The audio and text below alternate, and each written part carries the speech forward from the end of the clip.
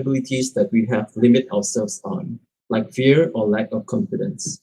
When facing new challenges, we always think that we can never succeed, even before we try, because no one has done it before. In fact, capabilities, characters, and ideas should be constantly challenged in order for us to break loose to reach higher potentials.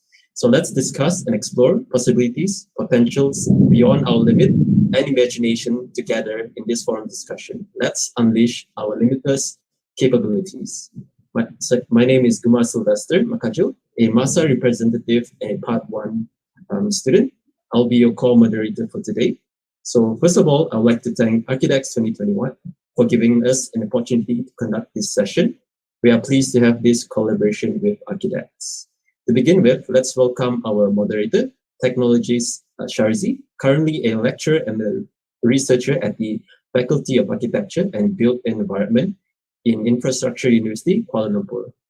Sharizi's teaching portfolio of 10 years includes undertaking teaching responsibilities, academic leadership responsibilities, curriculum design development and accreditation for Bachelors of Science in Architecture and Master of Architecture, involvement in research and scholarly activities, and involvement in teaching, learning, and quality assurance of the university.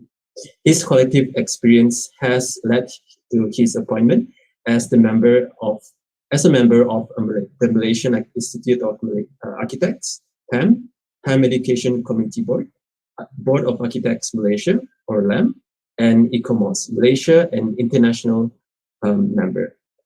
Currently, Technologies Sharizi is leading an exciting national level under Malaysian Ministry of Education grants project on urban heritage initiative that explore the identity of traditional towns, or as known as royal towns in Malaysia, and the influence to the Southeast Asia traditional royal towns.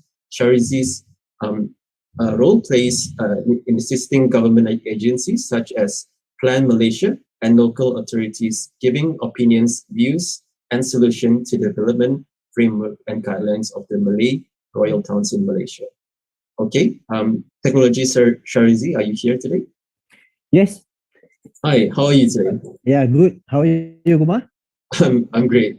So, all right, I'll pass the floor to you now. Okay. Thanks, Guma, and also your co-moderator, Vinci. Okay. Good afternoon, participant and audience.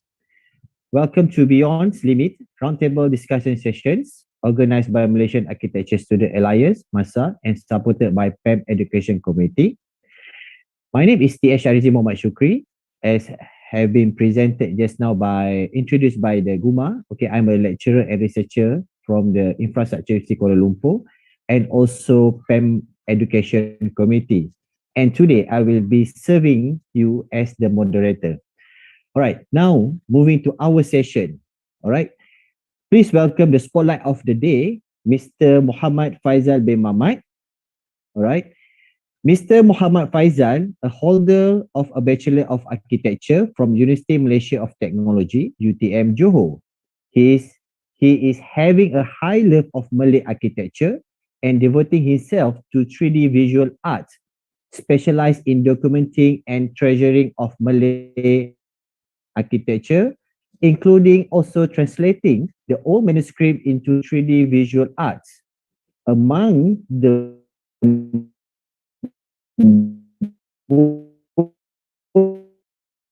and studies that have been now based on the classics description in the Kitab Sejarah Melayu, or we call it as a Malay Annals, and also from the Hikayat Hang Tuah, and also the collection of Malay Royal Palace based on the royal family records for the purpose of preserving the heritage of Malay traditional architecture.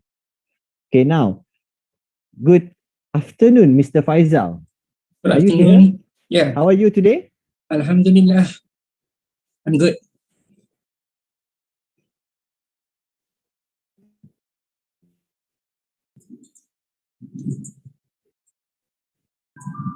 Looks like we are having some technical difficulties. Let's wait for a bit for Technologies Sharizi. Mr. Sharizi, are you back? Yeah. Okay, cool. All right. Yeah. Okay. Can you hear me? Yes. Okay, good. So participant and audience, okay, please sit back and relax. We will have a Q&A session at the end of the talks of this session.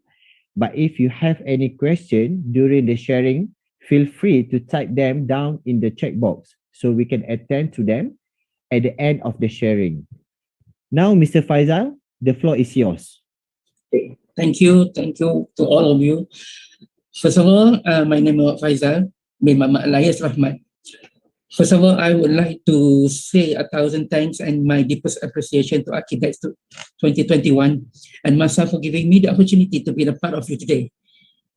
In fact, it's been years I haven't made a presentation in public, and this is honestly among the first after 15 years, maybe.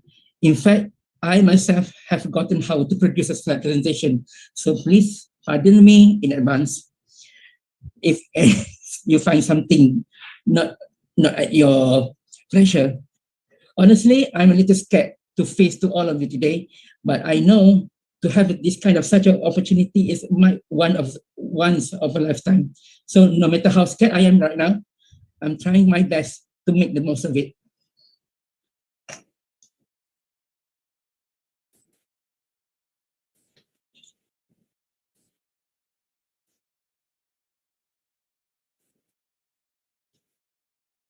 Some introduction about me. First of all, a little bit background of myself. I'm starting with at the end of the 2014. I'm quitting the position of an architectural firm, including also when the side income was unsuccessful, and in the end, I decided to return to my hometown in Pekan, Pahang. My mother was diagnosed with a lung cancer as soon as I returned to the village, and has been taking care of her ever since for 6 months. To fill my free time while taking care of her, I start designing 3D Kota Melaka little by little. My mother passed away in May 2015, just before Ramadan that year, in the same year. At the same time, taking care of my own mother began to experience pain and swelling in my legs.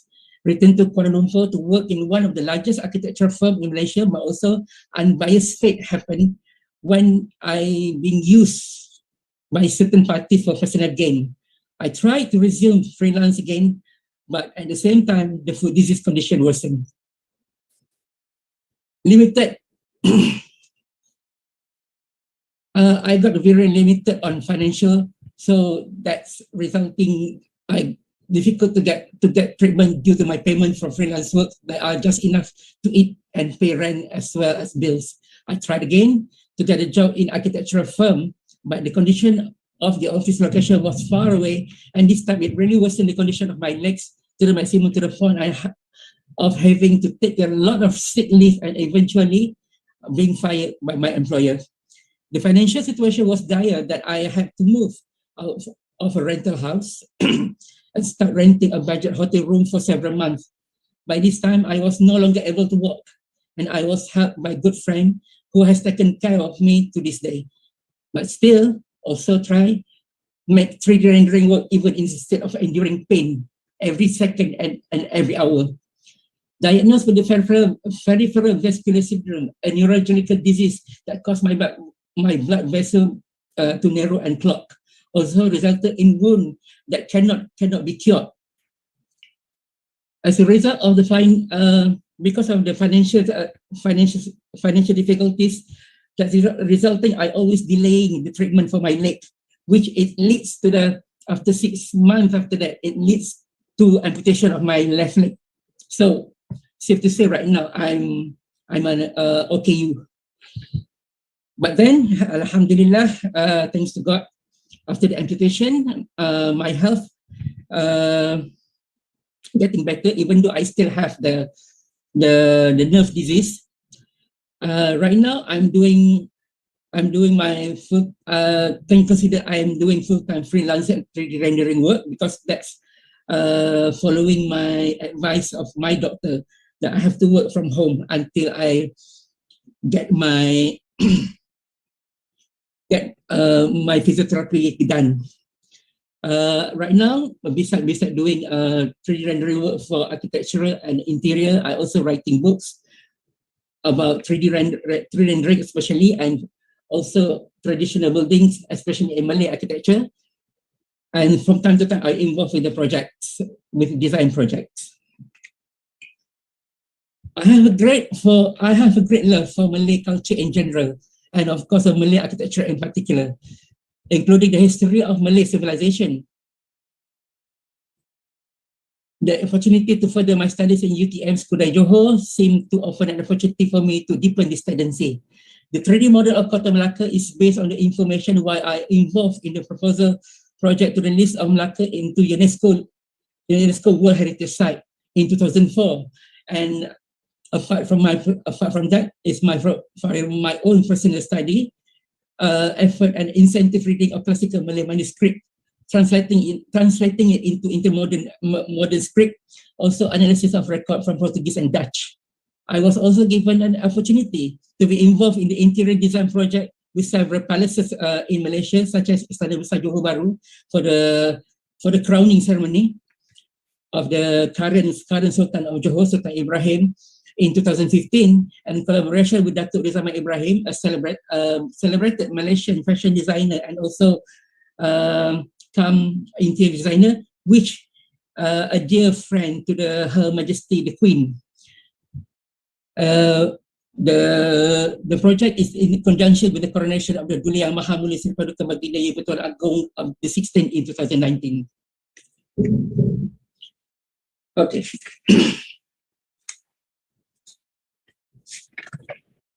My presentation today is divided into 3 sections, which all 3 will focus on my work that have brought me here today to you. Firstly, I would like to introduce the most beloved, the longest time that I have taken to do this, the Kota Melaka in 3D. A set of 3D illustration based on the description of the Kitab Sejarah Melayu, also known as Sulalatus Salatin, or in English we call the Malay Annals, written by Tun Sri Lanang, the Bendahara of Kerajaan Johor Lama in the 16th century. The picture is the state of the Kota Melaka, which is famous in its golden days until its fall in the hand of Portuguese, and between 1459 until 1511, during the reign of Sultan Mansur Shah, up until the reign of Sultan Mahmud and the last ruler of Malacca Sultanate Empire. The empire officially ended when Sultan Mahmud died in 1528.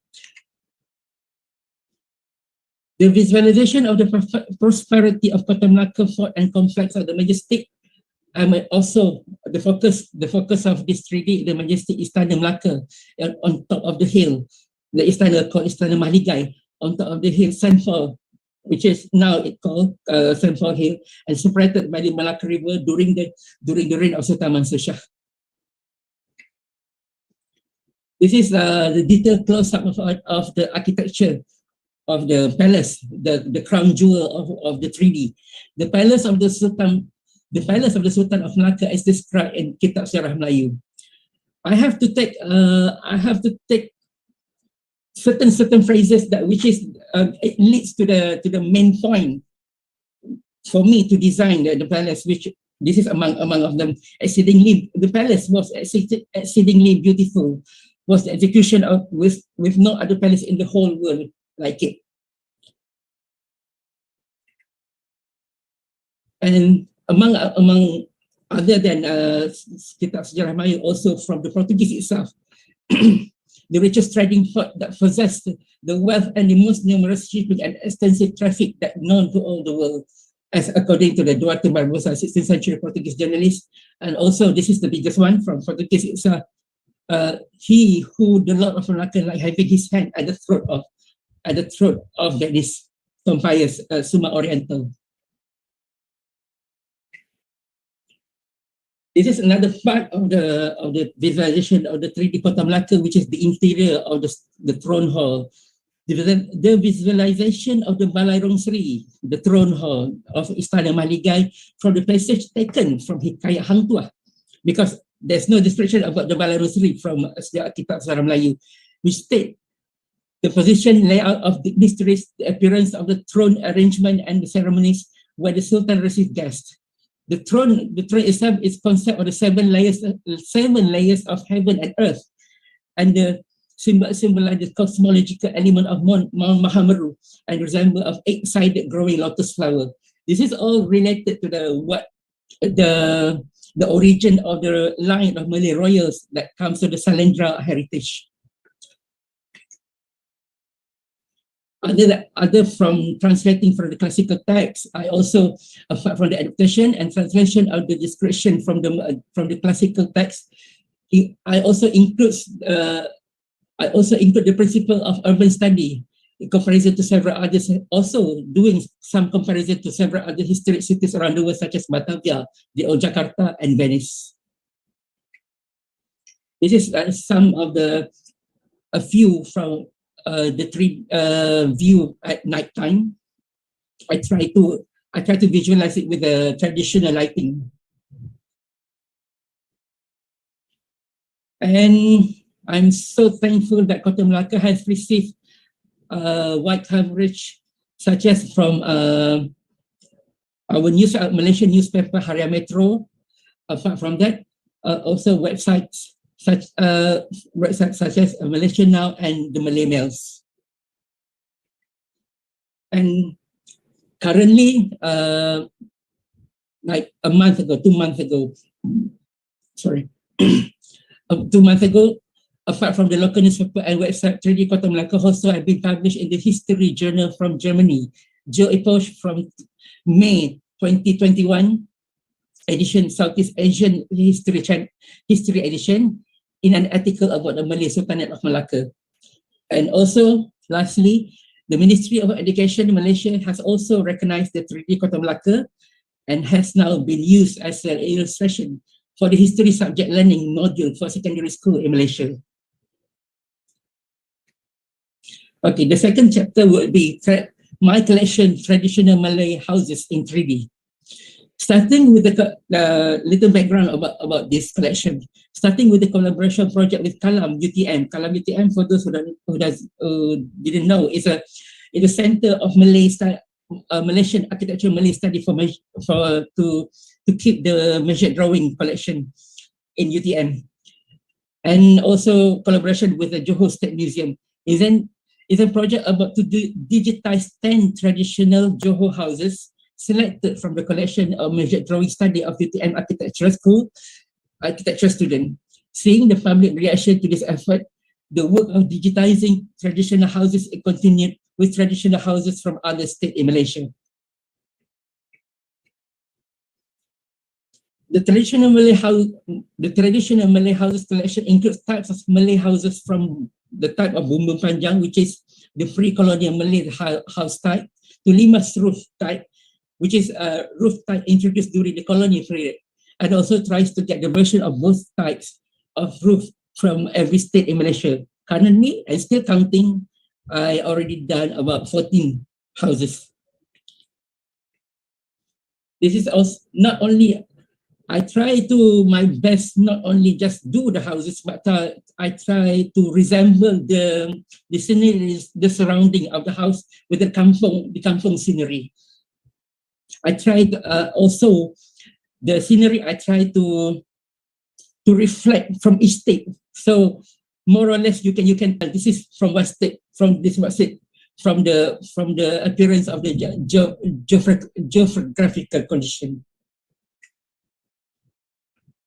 My approach taken in working of this visual of these Malay houses is, apart from meeting the characteristic, the type of the house, is also important to include the elements of human behavior, emotional elements and feelings. Through this element, the 3D can only explain the architectural language of the building, but also it's like telling a story. Or perhaps even better, even you can, if to people that going to see it, they can recalling some part of a memory about the picture that they saw. And this is the third part of my presentation today, the collection of Istana of Malay ruler in 3D. It's an effort to collect the treasure of Malay royal palace that focuses more on study of architectural language, which now only exists through old photos and archive of the royal family and traditional Malay aristocrats. Because, as you may notice, some of the palace no longer we can see today, only available in photos.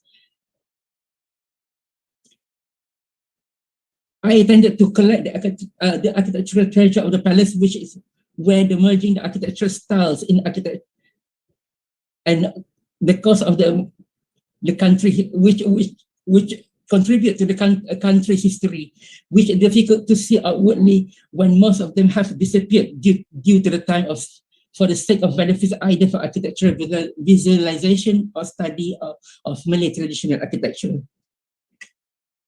And this is among the collection that I've done, like Kota Lama Duyung in Kuala Terengganu, Istana Istana Lama Sri Menanti, Kuala Perak Negeri Sembilan, Istana Mahkota I think this is among the rarest because this is no longer Istana Mahkota in Kelang, Selangor, and this is from my hometown, Istana Lebang Tunggal, Pekan Pahang.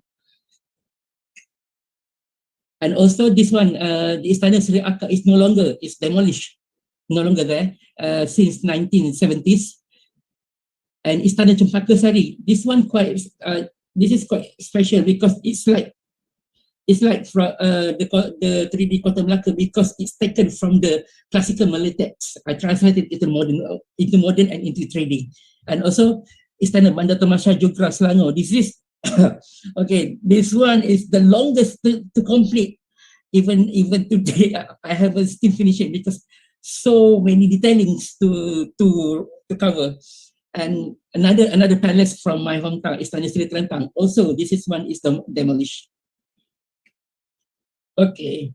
The idea of the collecting of this collection of Malay palaces in digital form started when looking at a large collection of photos and document about these palaces, which is very limited to get a clear picture. Even worse, when some of these palaces have already collapsed or destroyed, or is it even more possible to get? So is it even more possible to get information about them? The approach taken in building these 3D models of the palace will try its best to make the feature as found in the old photograph, as well as explanation through royal documents or even oral information received from members of the royal family from each state. And these two palaces also no longer because at least it's destroyed in 18th century, like Istana Marhum Mansur in Bukit Puteri, Kuala Terengganu, and also the below one is Istana Negara Bukit Candan.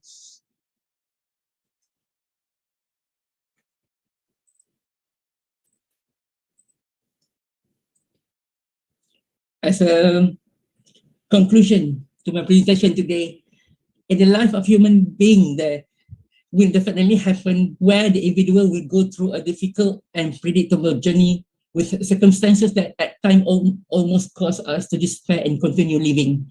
There are also times when what happened will deviate from what we dream or we plan. There are also times when we have to disappoint our families and those who love us, who expect us to grant their hopes. Then this is where we need a divine hold that can prevent us from continuing to follow the demands of the sense of frustration. Also believe that everything that happened is for our good as well, because we as human beings, as great as we are still God's servants who are entitled to us for everything. Do not neglect the importance of the people those who love you at all times. Love yourself before you give up everything on something that is uncertain. This is an asset for us to wake up after a fall. Always seeing this as always seeing what is happening, bad or good, is for us to always to improve ourselves. It is also important to have a dream, to contribute something to society, religion, and country, with which you have achieved your ambition, be it your wealth, ideas, or experience. When we are able to contribute something to those who are around you, this is said to be the real success. Thank you.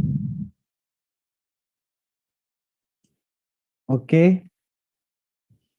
Thank you very much, Mr. Muhammad Faizal, for addressing these interesting topics. All right. What are impressive and a great works. Okay, I really admire whatever that you have done, that you have shown and present to us now. Okay. Okay, by then, now I open the floor to the participants who feel like wants to respond to the topic, please raise up your hand and open your mic. But before you speak, please do some introduce about yourself. So now I welcome Mr. Afan Hamzan. Please unmute yourself. Hi, Assalamualaikum. Salam. Hi, Encik Faizal. I think I'm your super junior. From UTM, is it? Yeah, I'm from UTM. So I currently first year for Master Student Part 2.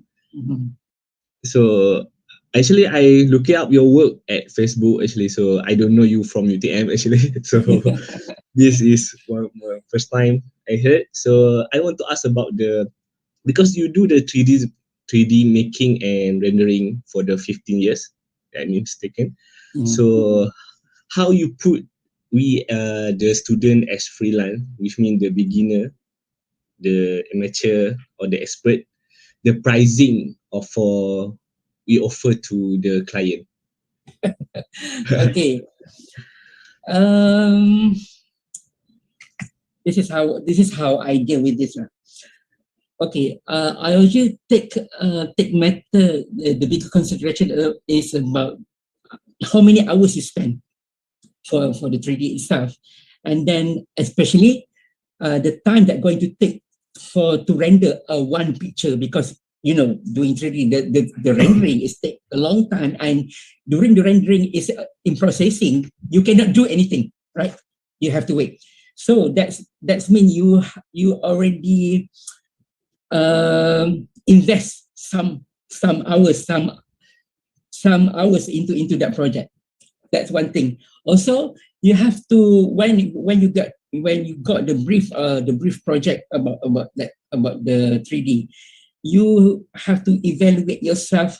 I mean, the tendency of complexity of the model that required from your client. Okay, that's one thing.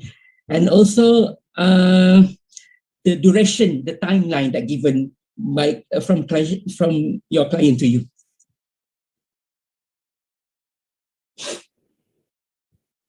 Okay, Mr. Afan, I hope that answer your question.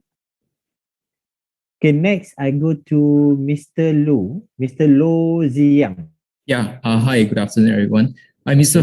Faisal, we love your work a lot. I'm one of the member of the Kuala Lumpur Urban Sketches.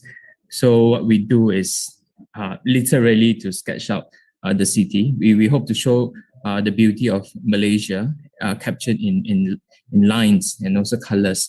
So what you are doing is amazing because, even in the modern setting with modern buildings being torn down, if we have sketched it in our paper, we feel sad for the building. So it's so good for you to capture the beauty of these old buildings that we'll never be able to see and we'll never be able to sketch. But here you are recreating it for the world to see. So thank you for that. Yeah, amazing work. Thank you so much. Okay, next, anyone? Okay, Mr. Christopher Yah, I'm correct? Yes, hello, hi, good afternoon. Good afternoon. Hi, thank you, Encik Faizal, for that very interesting display. I think in Malaysia, we're actually losing a lot of our traditional heritage buildings, and in replacement for efficient, modern, modular systems. So going through those 3D in detail, you've obviously identified all the traditional impact and traditional influence that comes to the designs. How do we, as a Malaysian architect, how do we maintain our heritage in terms of architecture moving forward? Like any things that we can learn from all these heritage houses? What's your opinion on that? Actually, to me personally, when I'm doing this set of collection about Malaysian heritage architecture, it's not just about we learn about architecture. We learn more than that. We are going to learn about culture, about human behavior, how history has shaped our country from the beginning of time until today. And then even you can know about the social study, everything about it, just from doing the collection of Malaysian traditional architecture in 3D. I figured it out. I figured that actually.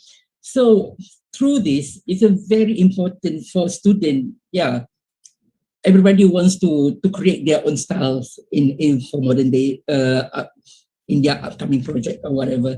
But still, some part of it you have to still hold your heritage, your history, your background in it. It's a very strong back. It can give you a very strong background for you, even though you are doing a modern style architecture, or you create your own style in future. It's very important. Yeah, I agree. It's important. So, yeah, I guess we all have to bear in mind like our Malaysian identity, not to become a monotonous society, a monotonous skyline in a way. Because because if we notice how our traditional architecture, that's the reflection of how the society people, how the history shaped that. So that's the architecture is the production of the history that shaped us.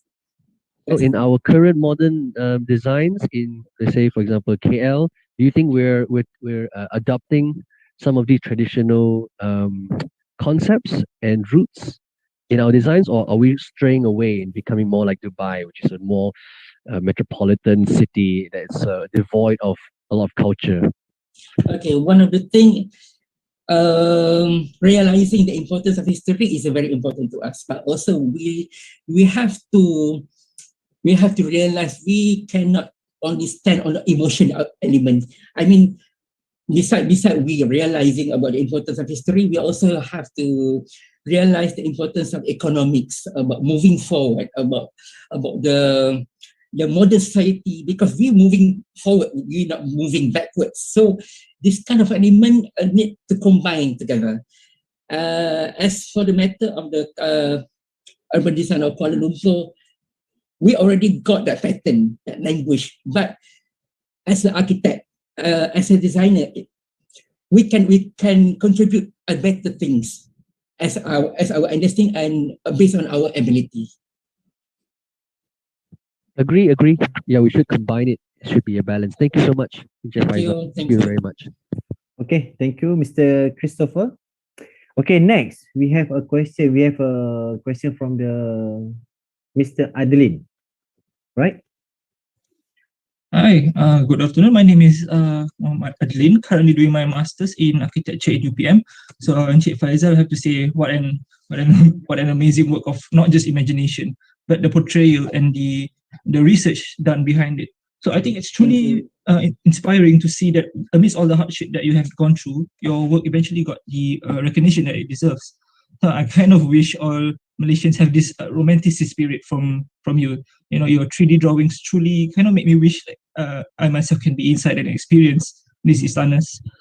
So my question is, how can we implement this conservation spirit within our current society? Because I mean, you are quite an example of history in a sense that if we want to look forward, sometimes we have to look back in implementing the spirit. So yeah, I agree, we have to move forward. But what is the key spirit within architects that we should have to keep going as, I'm not sure, as an identity or yeah, okay. What kind of spirit that we should have, I mean, or attitude? I think that we have to go back to the objective why we learn history, so we can learn what's wrong and what's right, what that already happened. Because if we realize what happened today or in future or currently, actually it's repeating itself from what happened in history. Only that the context or the character that inside the story is changed, but the root of the event or the things is just repeating itself. So the objective things is about history is we learn and take the responsibility about what happened, and just make sure we don't repeat the mistakes again in future, and contribute something better based on what happened in the future, especially in as architects or designer, we can do it in our own way. or contribute to the more better residential facility, perhaps, or urban design, perhaps, something like that. Yeah, I agree. All right, thank you so much, Cik Faizal. Yeah, thank Okay. you. Thank you, Mr. Adlin. Okay, now I pass the floor to Mr. Abdul Rahim. Cik Rahim. Yeah. Assalamualaikum, Sarizi. Waalaikumsalam warahmatullahi. Doing good today. Yeah. Assalamualaikum, Cik Faizal. Waalaikumsalam warahmatullah. First thing, I think congratulations to it's not just a very, very good job, but it's a very big job done. And I'm happy to see all the reception and recognition that you have received, To me, what really catch me today is how after going through all these, we say the low points in life. I mean, I don't mean to be rude whatsoever. Not. We all have our low point, high points, middle point whatsoever. Not, Yeah. You've gone through such a challenge, but then you really take care of your mother. Those are, really, really good thing to do. Mm-hmm. And having gone through all that, and then be where you are today, I think my simple question is what is the biggest drive that push you, or that pull you to keep doing, I read through the brief of your life. I say, wow, that is not everybody able to pull through and then still climb up the hill and be at the top. What would be one biggest factor for that? I mean, hopefully that will be learning for all of us. Thank you. Okay. There's a part when that happened in my life. There's a part, not once, but actually it happened so many times that I said, I think I'm done about this life. I want to end everything. I just want to lie down, because I thought during that time I was being left behind from people, from my family, from my friends and everything. But Alhamdulillah, when I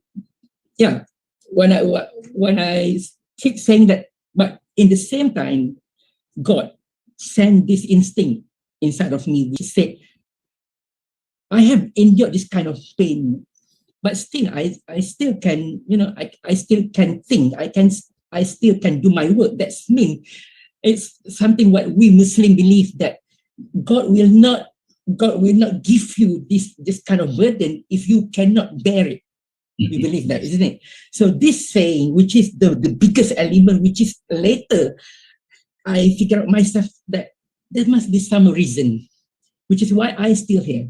Because with this kind of faith, I still can do work, which is I'm a strong person. That's mean I'm a strong person. So, and also important that when I have a dear friend to me, that the one that be taking care of me until today, that said, actually, you are a very strong person. This is a very strong asset. This is very, very valuable asset for us to have, which is they are going to tell you. Actually, you already know by yourself, but sometimes you need someone to tell you that, isn't it? And then this kind of thing that at the time which I have this kind of thought, so I have to rise again. I have to do something. At first, I'm doing this kind of this collection of 3D is not for to entertain people. I mean, not to show off to people. I just to feel, I got no jobs, I got no project coming in. So this is my hobby. Actually, it started as a hobby. But the thing is, of course, when it's hobby, you're going to love it, isn't it?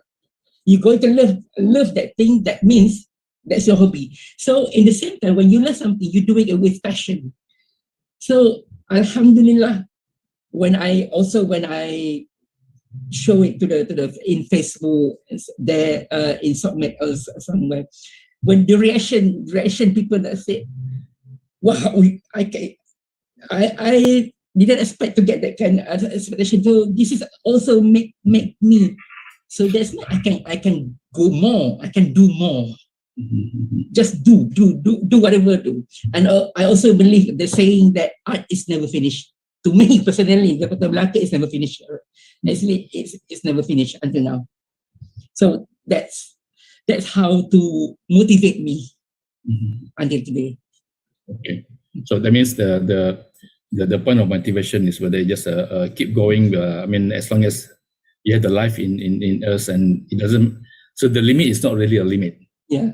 And the limit is not really a limit. All right. Life is a battle.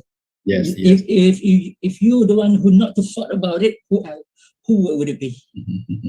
I think that's good because I do some training on motivation and all that to high school, university students, and even to office, and not many time in the when we prepare for our training that we meet a person in life rather than sometimes we have to look examples in the internet, you know. Yeah. But then meeting you today, that's really like open up another boundary for me to see that, you know. I think that's alhamdulillah, it's very happy to see what you're able to do, you know. I think that's beyond many other people who have supposed to be better capabilities but are doing less, you know, with all the limitation that they believe in their mind. Yeah. Right.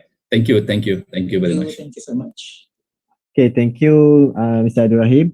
Okay, before I go to Mr. Taufik, I got one question from the Slido, okay, to Mr. Faisal.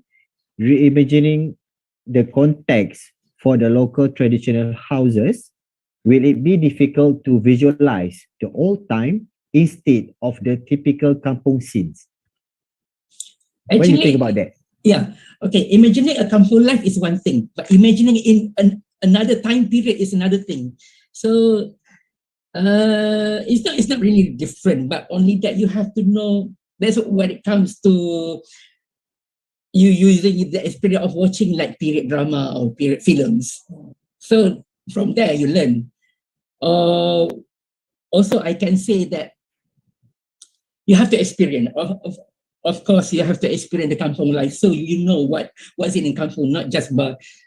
It's not just about you look at the picture and copy. No, but when you experience yourself, you're going to know more than just a picture that you saw. That's how it does. Okay, thank you. And then now we go to Mr. Taufik. Hello there, can you hear me? Yeah. Yes. Thank you. First and foremost, hello, Cik Faisal Mohammed. I think I'm very sort of esteemed to have you sort of present as your body of work.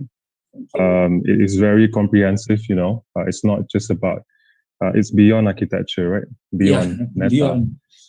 It's not just building, it's also landscape, it's anthropology, it's sociology, it's, you know, literal history, it's interview, it's measured drawing. But, you know, simplified and made effortless and also very inspiring. I think the collection of the images that you showed us in terms of building palaces, you know, urban forms, development forms, you know, as you mentioned, you know, to sort of being published in a historical journal in Germany, I think that's great accomplishment. So congratulations. Thank you. Yeah. So also, I think it's really hard to sort of focus between the body of work and the body of the personal sharing as well, which was equally, if not more, moving as well for a lot of us. So I think on that, I really thank you for that. Beyond the self, I think beyond limitation, at least said that by Masa and also yourself. And what struck me maybe perhaps is to ask. Perhaps you should share a bit, what were the sort of limitation that you think, you know, that you would like to highlight when it came to sort of the visualization process?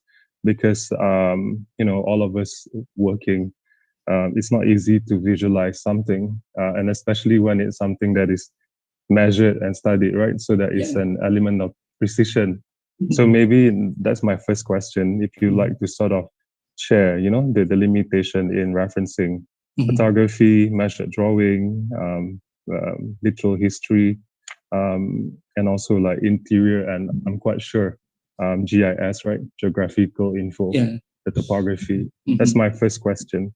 And my second question is, sorry, I forgot to introduce myself. I'm from Design Framework, so I deal a bit with research, strategy and implementation of strategies in cities. That's my field. And recently we had Facebook launch itself into a meta. So I want to talk about metaverse, because the renderings are just instances, but what you have, I think you have, I'm quite sure, a digital model of architecture heritage. as a metaverse. So I wondered if you would sort of be inclined to sort of create a heritage metaverse of all this, digital models that you have. Yeah. So 2 questions. Thank you. About the limitation about to get resource, about to get reference.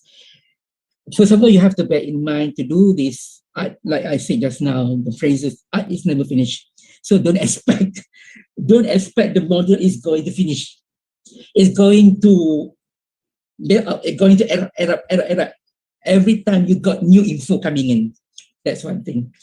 Secondly, you have to balance between the approaches of to be honored the historical fact and between your design senses, this is when it comes, okay, like the Kota Melaka itself, I can describe it as a 70% of fact, and the other part is my design instinct, which is there's a part that, because this is for example this description about the palace itself in the Sejarah Melayu is quite general.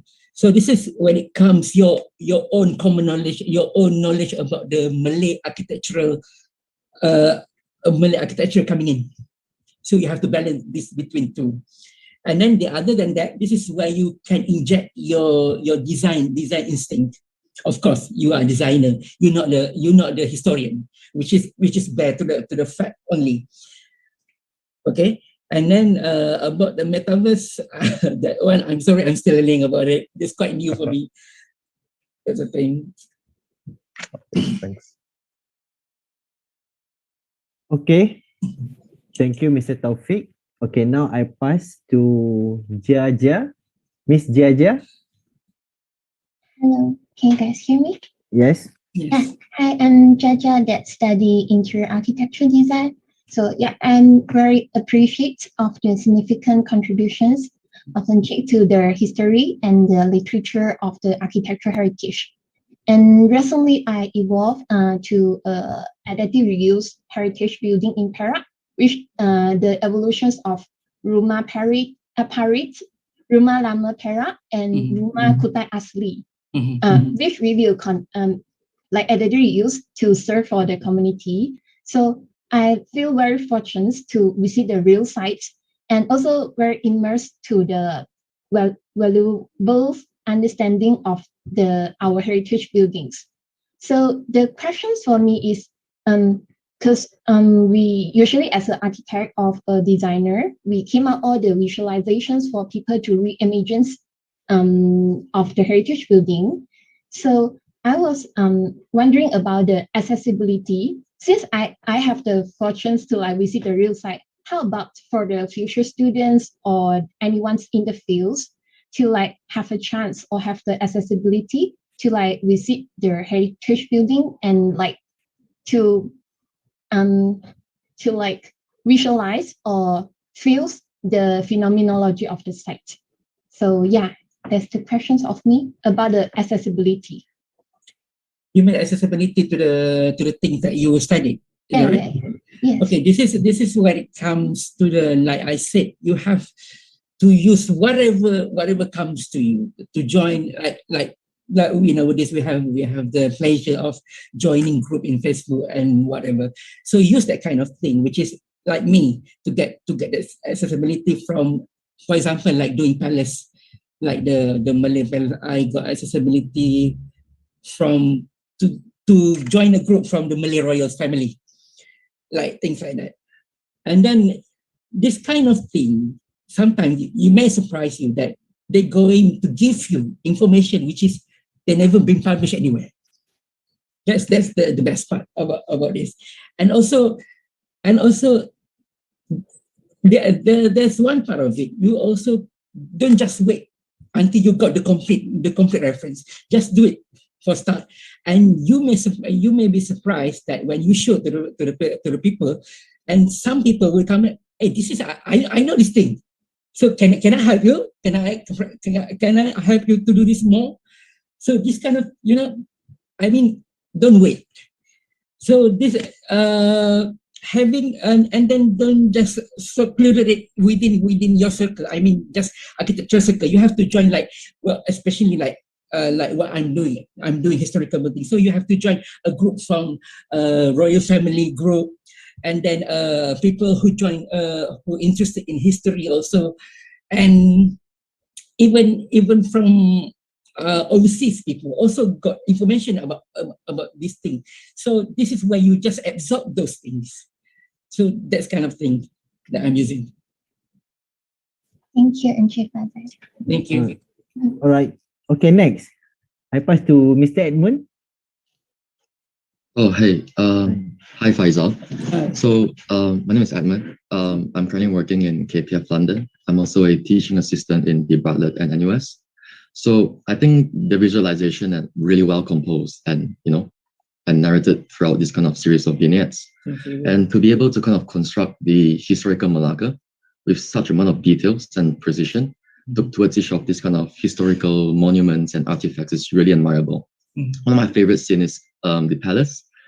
And it seems like most of your motifs are more in line with memories, nostalgia, and mementos of the past. And so after seeing all of your hardships, I'm more curious on why do you have to choose to kind of focus on Malay dwellings from kind of commoners like the kampong houses to royals like the istanas, no?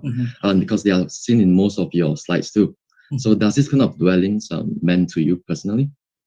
Yeah, it's meant personally because actually my love about Malay culture is more beyond my university days. Actually, even when I'm in primary school, I was very close to my grandmother. That she is the one who telling me about this Malay folklore, about tales. And then when it comes to the secondary school, I really do great in history. And then when I joined, I made it into university, which so luckily for me, the syllabus of architecture school in UTM is a more to historical and philosophy, which is like just stepping stone. It's like the missing chapter of the story. At first, when I go to the university days, it's like I'm feeling all the hollows, all the missing part. So that's the thing. And then this kind of thing lives with emotion and also romanticism element in myself also. It's more than just about love. It's something that I cherish my moment with my grandmother. Yeah. Oh, that's really sweet to hear. I mean, the amount of dedication you have put through has clearly reflect on your personality and attitude as well, kind of handling each of the models with care and consideration. Because I know one of the guests, I think Yvonne Shower here, she's really interested in housing, and maybe she can also speak a few questions on it as well. Thank you, Faisal. Okay, thank you very much. Okay, thank you, Mr. Edmund. Okay, now I pass back to Mr. Christopher. You have a second question? You mute? Can unmute yourself? Hi. Right. Hi, yes, Chris here.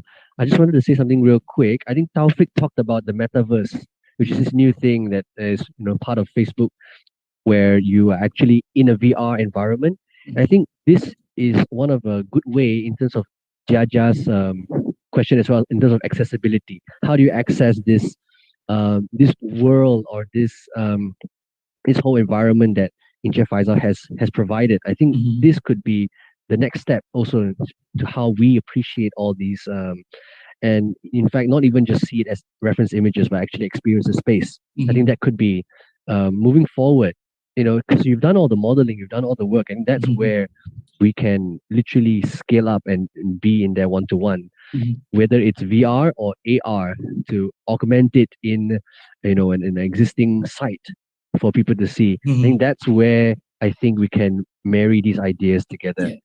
That's just what I wanted to say. It's not a question, but actually, funny enough, 2 days ago, I just found out the video about metaverse in YouTube. But the video is very general. But the thing is, I don't know. Okay, I got the brief idea lah. That's the thing. It's like a storage, like you basically and you can essentially have yourself immersed in that space. So it's like watching a movie, but you can interact with people as well. Like everyone can be in the space. So I think that could be a way for people to appreciate the work you've done as well. Yeah. Get a sense of scale. Okay, so sorry about that. Thanks everyone. Next. Okay, thank you. Okay, next I will pass to Mr. Jason first. Hi, I'm Jason, and from Isa University, carrying degree in architecture. So thank you for your inspiration work and presentation. I'm very impressed with what you have done on digital rendering and illustration. Thank you. Which I think is quite insightful information for currently degree student, which we just start on rendering stuff. And I have a very general question for you, which is how you start to compose these amazing works and how you imagine and illustrate it onto the digital platform. Because sometimes I find it very hard that digital actually limits our imaginations, and sometimes it's very hard to transfer the information from paper to digital. Yeah. So how did you do that? Okay. About what I'm doing is that keep telling yourself when you already produce some drawing or some sketches, just remember that you can do more. You can give more to your sketches. That's one thing. There's another thing that this is where it comes that, for example, like I'm translating from the classical text, which is quite, it's not really, it's very general, not really specific. But there's some word you have to keep, you have to bear in mind. This is where it comes, you need help from your lecturers. Like me, I'm asking about a few of my lecturers, how do you describe this? How do you describe it? How do you describe it? It's like you do your thesis, and then you come to the conclusion. And then there's one part. There's another part which is like I said. Remember, you are not a historian like me. I'm telling myself that I'm not a historian. I'm a designer. This is where it comes. You going to inject your design sense. So maybe from the translation of the text, it's this kind of thing. But as a designer, come this kind of thing. So there's a second. I mean the second shape of what you get from the reference just now, and then also try to compare, like you're doing study and the type of then research and also like that, and then try to start to sketch up. Try to bring up the whatever module you're going to use, or manual or 3D or whatever, and comes to that.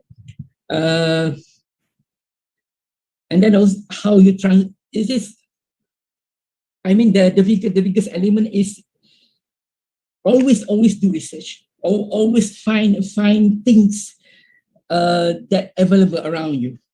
Try to get the best whatever reference that you can get. That's the thing.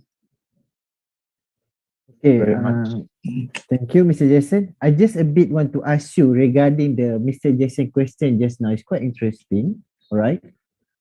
How you merge, because we know the istana, the palace is gone already, right? So the character, I don't know. I'm cannot imagine it, how the character is it. Maybe from the book itself that you said, from the literature, right?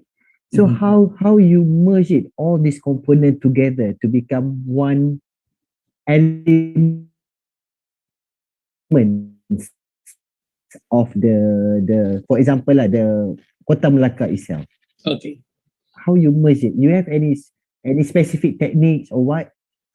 And this is where it comes when you, like I said, translating translating the text.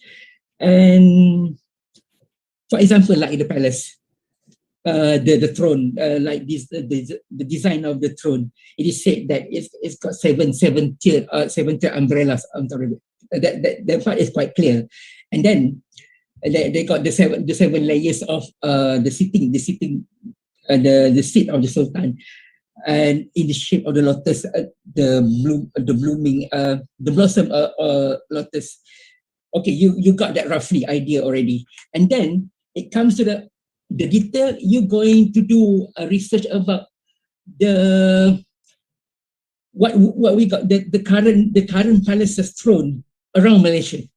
You do comparison.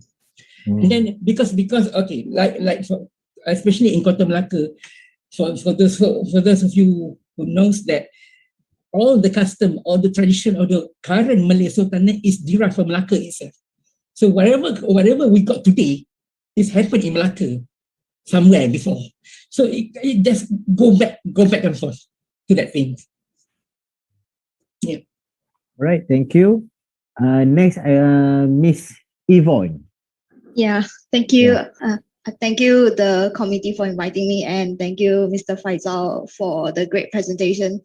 I feel like it's really quite mind-blowing, I guess, like so much dedication. Everyone is very impressed by your dedication to, build all this 3D, and then like what Taufik said earlier, this is like not just architecture, it's history, it's anthropology, it's not just architecture, plainly buildings, and it's very impressive.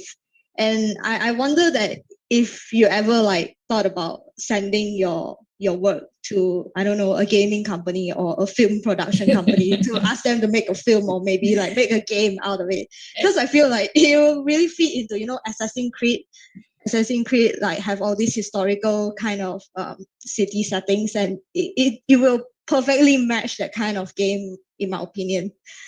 Actually, to be honest, it's not just game. I try to approach you name it, from gaming company or from the museum of Malacca itself. Unfortunately, when I say unfortunately, I think you can guess is that they're not really interested in that. Maybe not now. Maybe in future, someday. Yeah. Yeah. That's quite a shame, but I think right now probably like my generation, we are kind of like very interested in looking back into our history, into understanding our roots. So probably like now, like after this platform, like showcasing your work, probably more people will be interested to work with you. And my next question would be, it's quite similar to what Christopher has asked earlier. Like, we see that a lot of developments are happening in Malaysia, and then we see developers demolishing old buildings and kampong houses, and we feel very devastated in a sense. And I just wonder, how do you feel like, for example, the most glaring site I would say would be Kampung Baru, and compared to opposite, there's like KLCC and then all those stuff. And then like Kampung Baru is like having all those talks of having redevelopments. How do you like view this issue? Like personally, how do you feel? Like, do you think that Kampung Baru should be like another skyscraper, or should Kampung Baru remain as it is today? Okay, to me that it's very sad.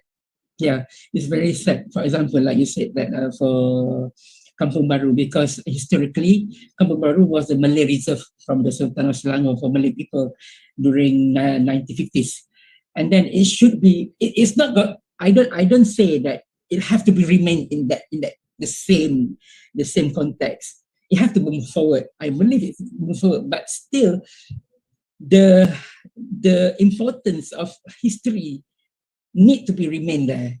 I mean, the first purpose why Kampung Baru exists in Kuala Lumpur should be retained. I mean, there should be come with a commercial element to inject into it, but still the main purpose why Kampung Baru is established need to be take care about it. Yeah, it's very sad if we neglect this kind of thing. So I guess you're trying to say that maybe we should revitalize Kampung Baru in, something like what Seoul did, like South Korea. Yeah. What they do with Bukchon village. I'm not sure if everyone knows, like they maintain the village typology, but they kind of like make it a little bit commercialized to, sustain the like traditional lifestyle. Yeah, because this community is going to tell the fabrics the fabrics that happen in the cities, like like Jakarta, they retain the old part of Jakarta, the Kota Tua. They retain as itself. It become is more than just about an old place. It's for tourism. It also can contribute to the country economics. That's kind of thing. So sometimes our leaders in Malaysia come to very drastic decision to make it. Oh, we want to make it new. We just do it to put a high rise in Kampung Baru. That's not the way.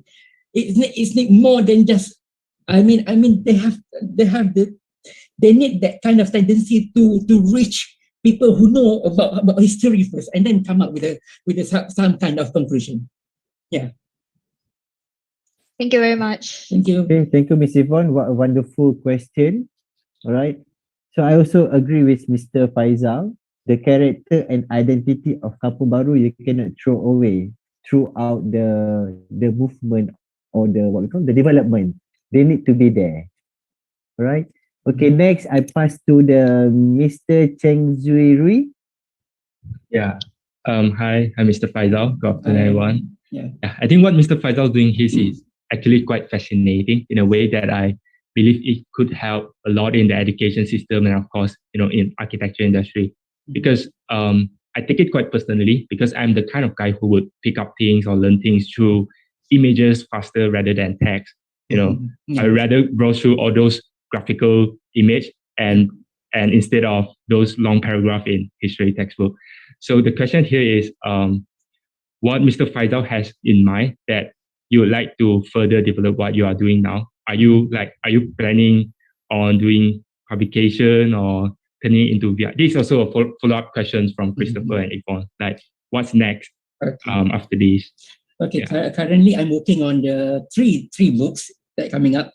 First is the collection of Malay Palace, a brief history, and the collection, the Malay Palace in 3D form is going to be volume by volume.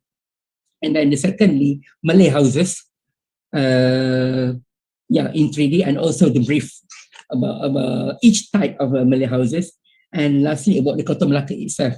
The Kota Melaka book is going to be collaboration with Ustad Hasanuddin Yusuf from UKM. He's going to do the writings because he's a very celebrated among the history circle. He's a very celebrated writer. Yeah. I see. Thanks a lot. Another question is, instead of your personal effort in promoting all this, is there anything that we as an architecture graduate or the public can do in order to help promote this further? Yeah. Yeah. I hope after this, my work will get attention from universities, or maybe try to formalize the digitalizing traditional architecture, not just Malay. I mean, maybe become a part, maybe apart from major drawings. And then it's not going, major drawing is not just good to be, you do the research and then just keep it in the collection. No, it becomes into maybe an exhibition. It makes students, younger people too excited about to do this kind of things. Yeah. Yeah, thank you. Look forward to that. Yeah.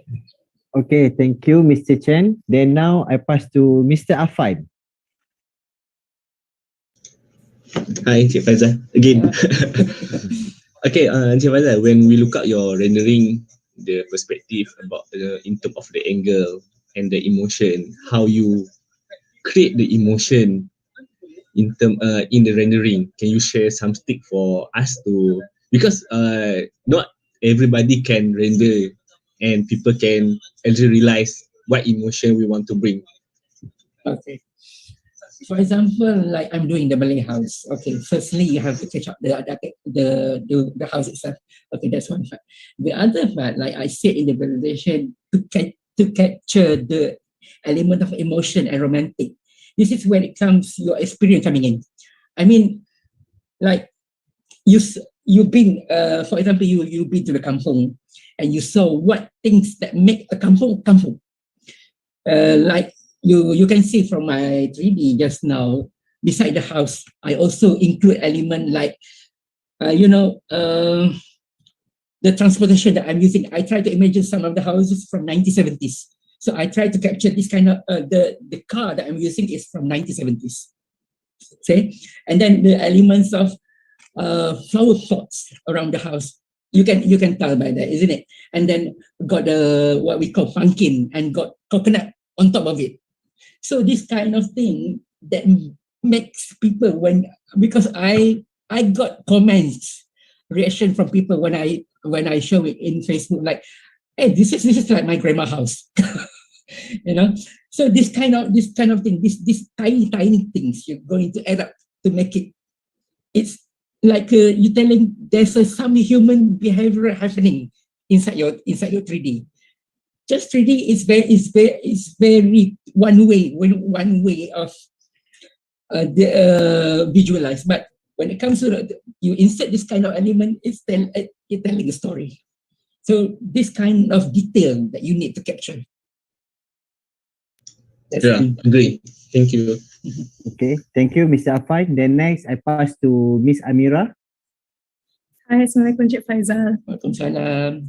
My name is Amira Wani from UiTM Pujalam. I'm actually currently on my final year degree.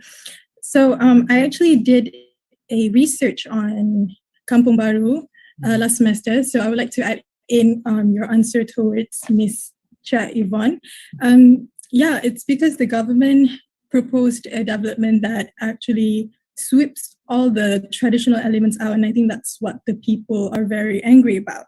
And this leads to my question: would you want or would you adapt these traditional elements since you had done research on these traditional houses, and to the modern developments or dwellings that showcase Malaysia's identity? And have you ever done such concept, or have you planned out for future projects? Currently, no. Currently, I just what I'm doing just now, Malay houses. I never yet, and I haven't been involved with that kind of project. I mean, when I'm doing the full-time freelance, maybe I used to involve with the urban design when I working with the architecture firm years before. Yeah. Again, the question again. Sorry. The question is, would you adapt these traditional elements to the future developments? Yeah. Okay. It's very important to bring history into future development, because, like I said, this is the objective of learning history. Why we're learning history? What been done mistakenly before, you're doing right in future. But also, it's come to the process where don't take it literally. I mean, like I believe we moving forward. Yeah, we moving forward, not backwards. But of course, it's very hard to ensure 100% the success. Yeah, but you try your best to reflect what happened before to the future, to your proposal, to your design. So history may play the biggest role in it. That's the thing. Okay, thank you so much. Okay, thank you, Miss Amira. Next, I pass to Miss Summer. Summer Tan. Thank you. Yeah, thank you for that. Hi, Mr. Faisal. It's very nice to meet you. Yeah, and I love your work. It's very, very impressive, very amazing. I think everyone has mentioned already. Yeah, so I have one question. So you talk about, translating these manuscripts into 3D visual art, right? So if this is the question, how would you translate your life as a manuscript into a 3D?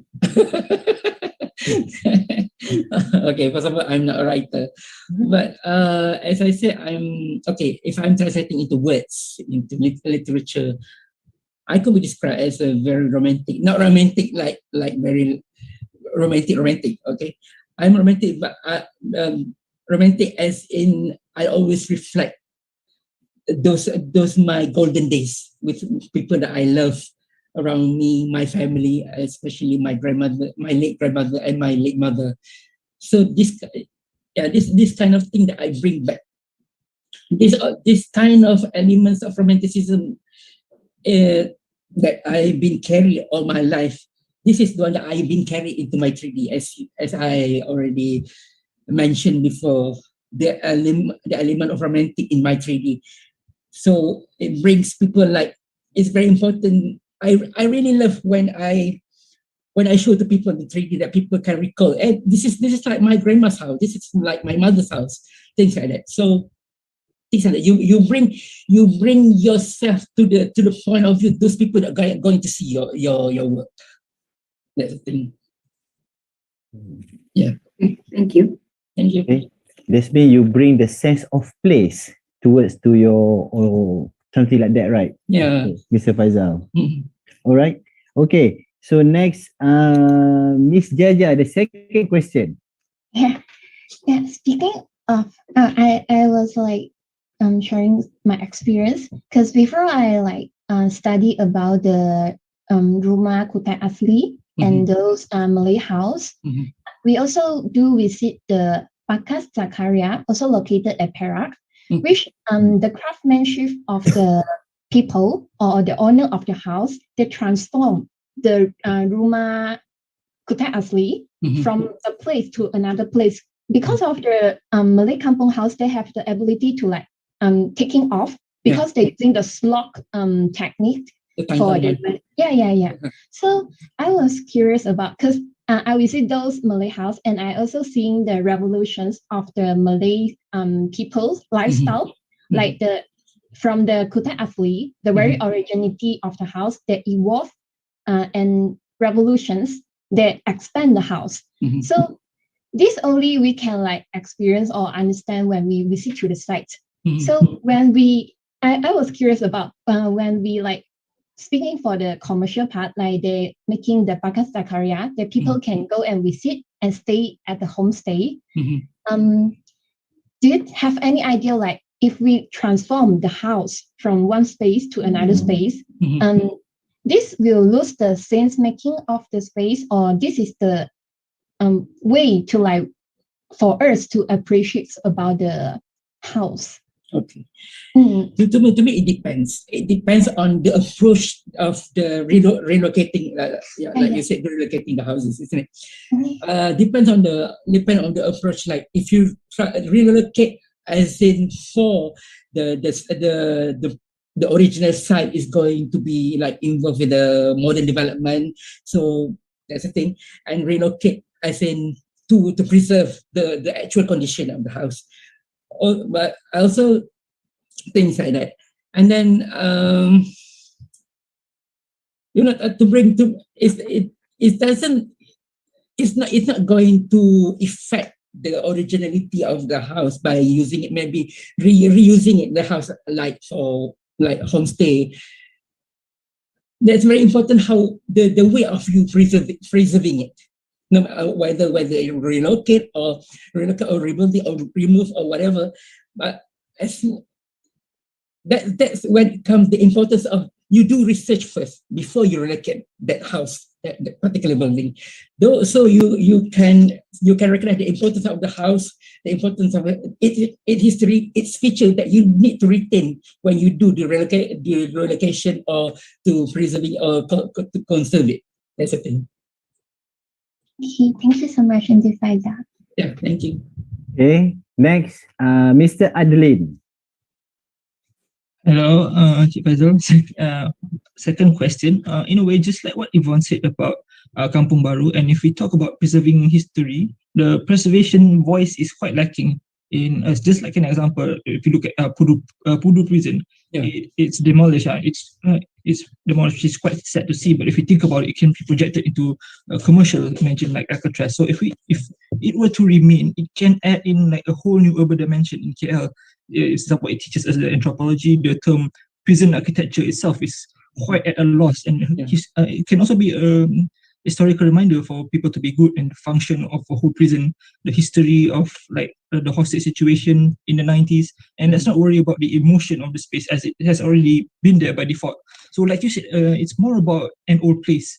a building can teach us lessons, and little preservation can go a really long way. So it's rather sad to see what happens today, this again. So this leads to a question of, since your work, it kind of has a voice that can affect society. So it's, how can, so sorry, my question is, do you think your work can see a change in approach in society in terms of conservationship?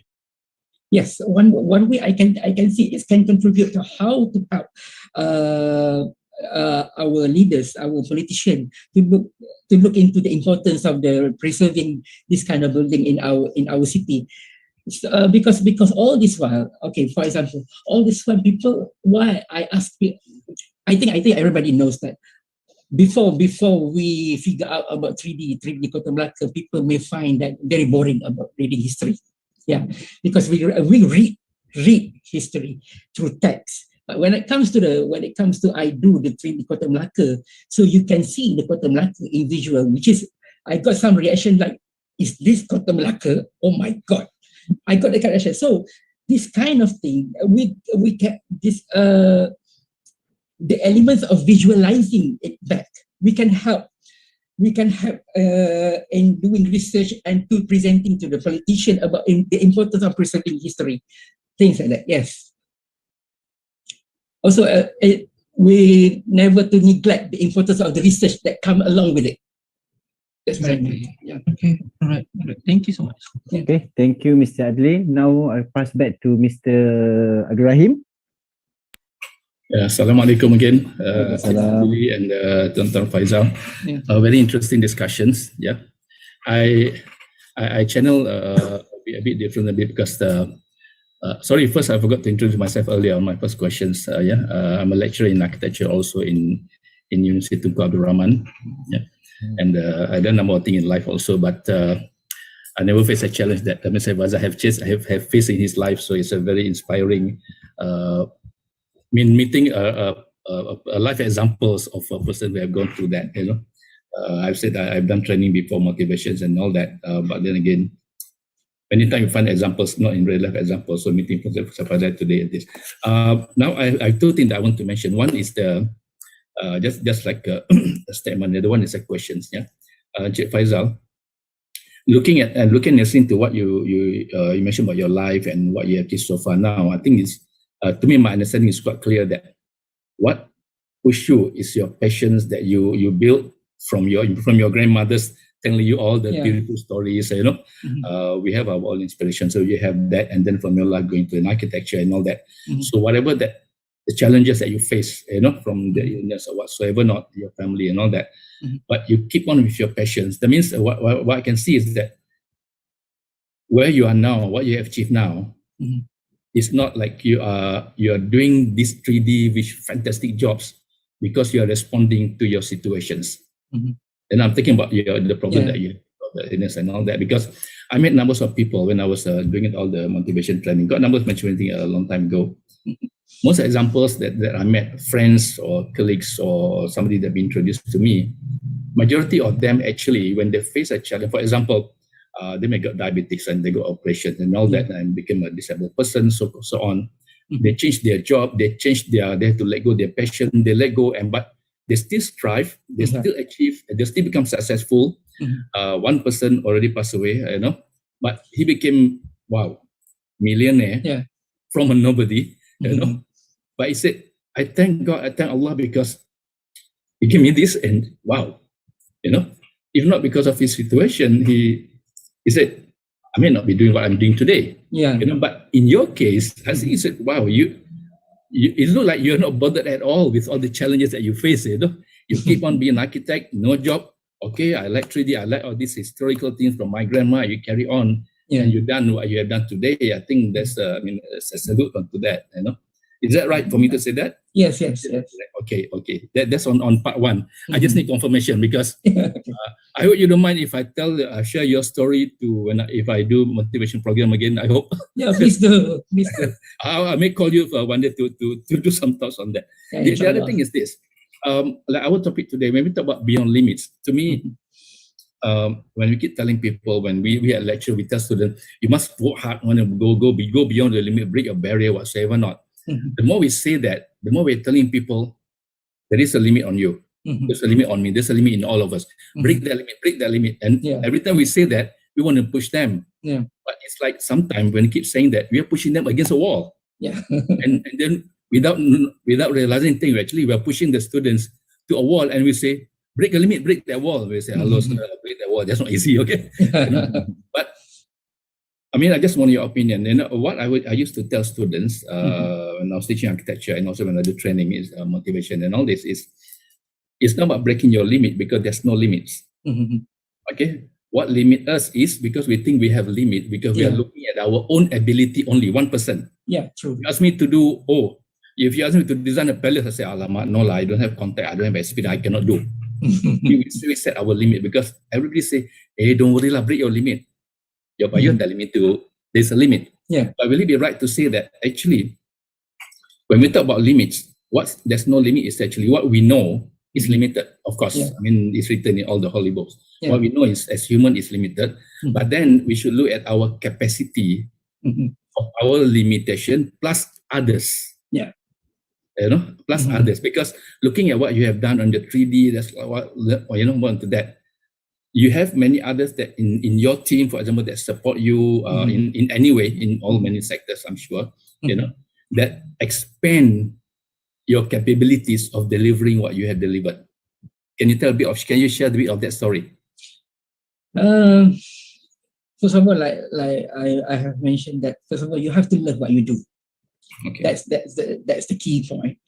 When it comes to love what you do, no matter how hard it is, you're going to go all the way. You're never going to find it difficult. There's no term difficult in doing what you love, isn't it? No matter how hard it is, it's going to make you more excited. That's the first thing. The second thing is that, like, also I believe to get the right person that stand beside you, that going to say the right. It's not the what you want to know, but the things that what rights for you. That's the thing.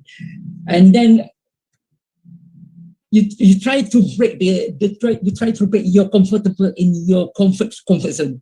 Like me, I'm also joining the historical people circle.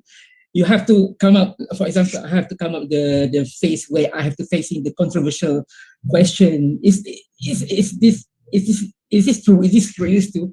Just come up with your answer. I mean, it doesn't have to be right on fact, but you got an answer which it seems like logical to it.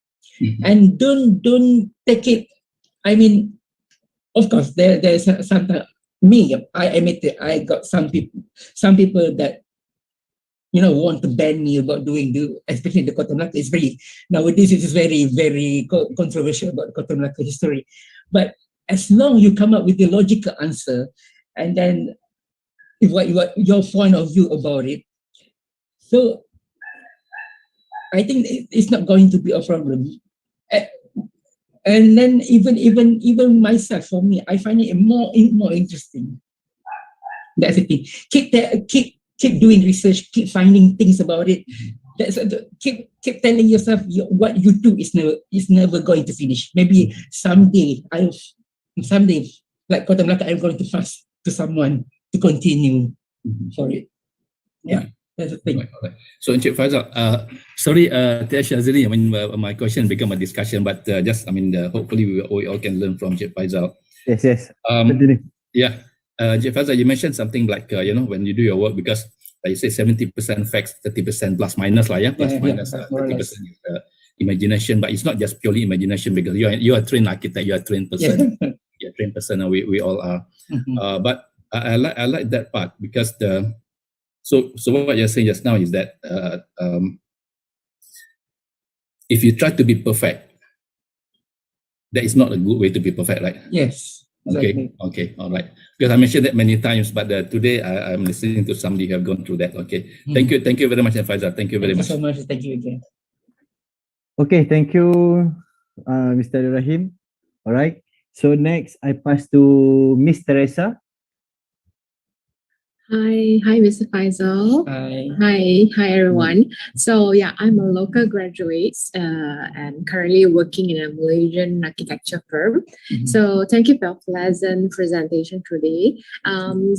Those renderings, right, are really, really done really well in your hand with your hand. They are so surreal. They're so magnificent. So personally, right, I just like to share my own stories because I always appreciate every single thing that actually have its own unique stories. And like from the sharings, right, I know that it actually reminds me of my time in UPM because we have this so-called task that we have to do our own field study. So my task was actually to visit a mosque in Kuala Kangsar, Perak. So it's a royal mosque, which is Ubudiyah Mosque. Yes. So currently today it's like more than 100 years. So when I did my field study, right, I mean, besides the architecture itself, we like did like survey, we interviewed the local, we interviewed the you call it Tok, right? Tok that actually take care of the mosque. And also we actually interview those Muslim about their stories, like how they use the mosque, like they even like generation, like they say they used from their old time grandmas and then from their moms and then now that time like generation over generations.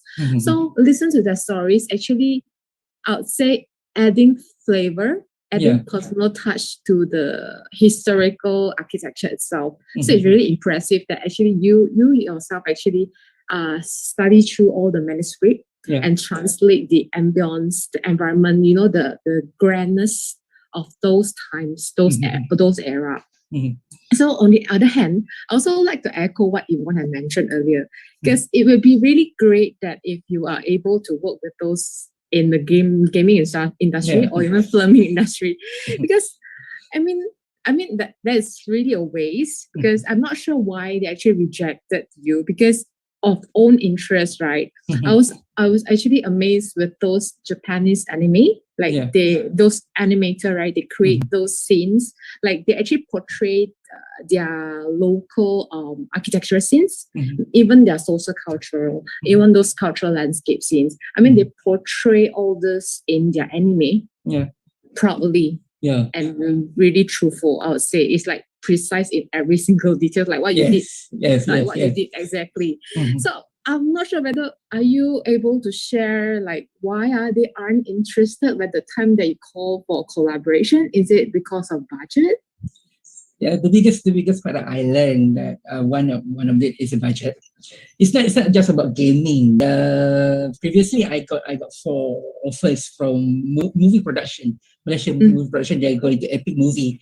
They want to use my 3D, but the difference about our Malaysian, I'm talking about the film production in Malaysia and overseas, is the budget. The biggest problem is the budget. They got this kind of dream. They got this kind of, want to sell, to use kind of, but when it comes to the budget, especially from the FINAS, FINAS, our Malaysian authority of films, they always have this kind of skeptic about, is it going to do it? Are you going to use big budget? We're not going to allocate that kind of thing. That's kind of thing. Even come to the proposal, I even approached Ferzim, Malacca Museum for this 3D Kota Malacca. You know what they answer to my email. If this guy going to ask for certain of money, don't bother. You see, from straightforward to you. Yeah, from the director himself, not the people that the small one, but it's not a layman. And this kind of thing, like, it's very pity. Our politician fail to see this importance. The importance is this kind of things. I thought that was what they tasked for, right? Like to preserve. Exactly. That's very surprising at first. So nowadays, when it comes to that, you name it, I experienced before.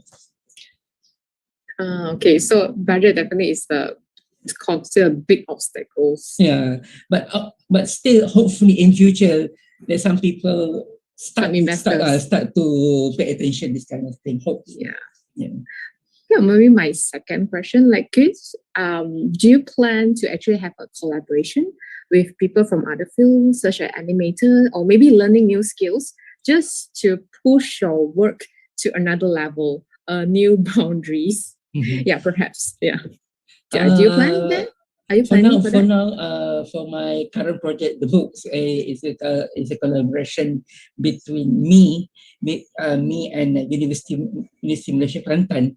We're going to introduce this kind of 3D rendering to them, and then maybe someday after maybe next year, to collaborate with the university with the UTM.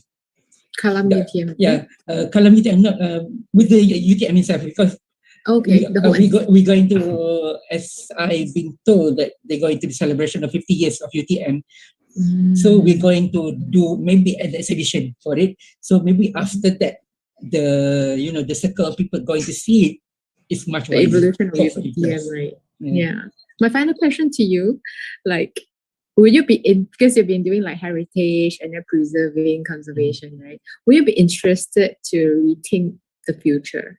You know, like not reimagine, like imagine the future. Yeah. Will you be interested? I'll be interested, but because my passion is more into heritage. So, but something from what I'm doing, I can teach to the new people about how to imagining things like I'm doing, like to what they are doing in the future, things like that. How to imagining things, how to generate your idea, how to break the ice, that kind of thing. For sure, we will more than happy to give whatever I can share with young people. Yeah, because your strong backgrounds of this history, I think if you will be able to contribute, on future development happening, would be great. Yeah. Yeah, thank you for your answer, Encik Faisal. Okay, thank you so much. Pass back to you, Mr. Shazri. Thank you. Thank you. Okay, next I pass to Mariani. Hello, Mr. Faisal. Hello. I'm Mariani. I'm a recent graduate from UPM. So firstly, I would just want to say that your works are very interesting and amazing. In fact, they are just as amazing as the illustrations of the Greek and Roman in the Nat Geo magazine. So they are on par with those kinds of illustrations. So thank you. My question is, in your process of visualizing, how do you tell if you've come to a point where the emotions and intentions of your 3D works are properly conveyed to the audience? Like you said, art never ends, but too much of a good thing is a bad thing, or so I've heard. So how do you know that you've come to a point where your 3D works the emotions are already conveyed enough for the audience? This is a tricky question. Okay. Okay. This is where it comes. You got to believe also your instinct. When first of all, when you do this kind of thing, whatever you do, first of all, you need to love yourself. You need to love your art. You need to love what you do. So before you start to try to impress people, you try to impress yourself. So if you yourself look at what you do, okay. Sometimes you look at it, okay, I think for now it's enough. Then you come up to people that you try to impress to. This is kind of thing. So that's mean passion is first of all. When it comes, you have to, like I said, you have to love to what you do. So when you see it, you're satisfied with it. So when it comes to the people, of course, it's going to more than that, isn't it? Yeah, that's the thing. Okay. And then so I'd like to add regarding what Teresa said about budget. So I just want to add that I hope your future clients that you propose to know that such amazing works comes with a good price. So I wish you all the best in your future endeavors, Mr. Faisal. Yeah, thank you. Okay, that's all for me. Okay, due to our limited time, because this is very interesting discussion and topics, okay, I will allow for the last participant, Miss Rufaida, okay, to ask the question. Hi, Salam, and hi, Encik Syarizi and Encik Faizal. Thank you for giving me the last opportunity to address a question.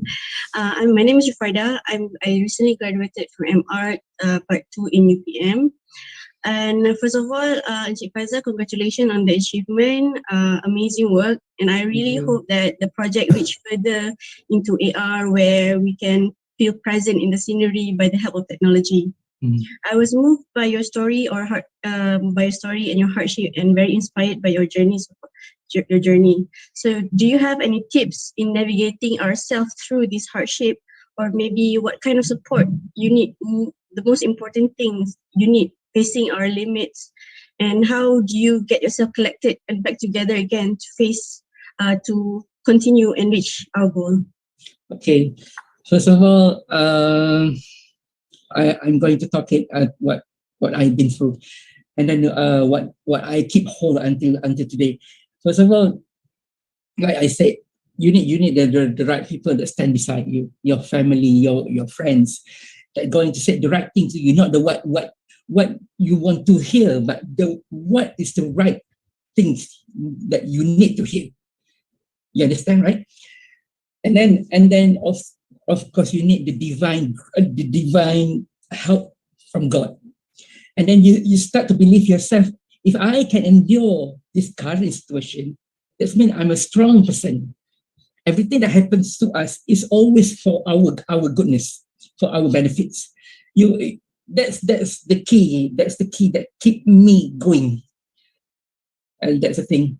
And then always reflect yourself that there's nothing that happened to you is to bring you down, but actually whatever that happens to you is always for you to bring you more and more, and that's kind of thing. And always keep telling yourself, one day, by God, by chance, if you do get what you hope one day, you always keep in mind there's a thing that I will give back to people. You know, that's the thing. Remember that life is not just about you. It's about you and your people surround you, your family, your friends. That's the thing. Yeah. Okay. Thank you, Encik Faizal, for sharing. Okay, thank you very much, Ms. Rufaida. All right, so we almost going to the end of our session for today. Okay, thank you so much, our speaker, Encik Faizal, and all of you for the very in-depth sharing. Okay, hope you guys enjoy it and gain a lot of information and insight. Okay, for my last word for today, allow me to present a quote. Okay, first I will present it in Bahasa Melayu, Bahasa Malaysia, and then I will translate to English. Okay, sejarah bukan seni bernostalgia, tetapi sejarah adalah ibrah, pengajaran, pelajaran yang perlu kita tarik ke masa sekarang untuk mempersiapkan masa hadapan yang lebih baik. It means history is not the art of nostalgia, but history is a lesson that we need to draw into the present to prepare for a better future. Okay, so that now I pass the floor to my co-moderator, Miss Vinci. Thank you very much, guys. Thank you, Technology Sarizi. It was really very inspiring and motivating to see how Encik Faizal strive and overcome his challenges. I was raised in Terengganu, surrounded with all the traditional Malay architecture. I was also a Malaysia representative that stays and study in Japan, and work with our Timber Guru and Aga Khan Award winner, Prof. Dr. Jimmy. So I think all the details in Encik Faizal's works is really fascinating. I really appreciate all the effort there. So thank you everyone for joining us for today's online roundtable session. I hope you enjoy it and gain a lot of information and insights. It's really an eye-opening sharing and benefits a lot to the next generation. Thank you, Speaker Encik Faizal, and moderator Technology Sarizi. Thank you for Okay. giving us this interesting and eye-opening sharing, as well as the useful advice to the students and young architects. Here is some announcement. We have our next Archidex event tomorrow, 5th of November, Friday, from 3 p.m. to 5 p.m. with the theme Beyond Architecture. We invited Encik Yohanis with us together with our moderator, architect Muhammad Asli Muhammad Jamil. So, this shall mark the end of our session today. Thank you everyone for joining us for today. I hope to see you all in our next session. So do keep in touch with our MASA Instagram and Facebook for the next event and the next session. Do check out Archidex online for more awesome events and activities too. Also, if you haven't already done yet, you can also register for PEN membership at www.mypen.org.my. There are a lot of benefits for architecture students that awaits. Until then, have a great day ahead.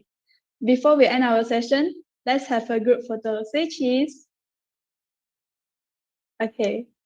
Hold on. I can put a yay there. Okay. Okay, all done. All right. Let's wave goodbye. Stay safe, take care, and we'll catch you next time. Bye, everyone. Thank you, everyone. Thank you. Thank you, See Mr. you all next Faisal. time. Thank you. Thank you so Bye. much for having me. Bye. Thank you, everyone. Thank you. Really love the words there. Thank you.